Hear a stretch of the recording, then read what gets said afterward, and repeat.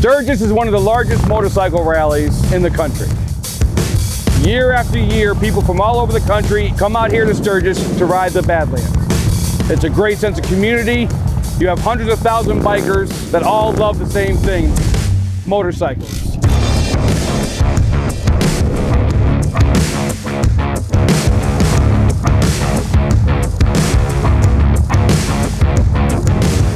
One of my biggest fears was putting holes in my bags and worrying about getting wet.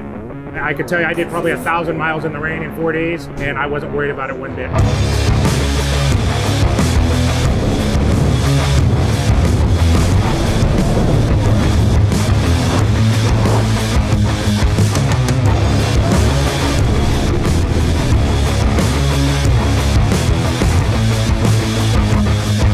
I went for a full demo and I thought, whoa, the sound was incredible. It'll make you fall in love with your bike again.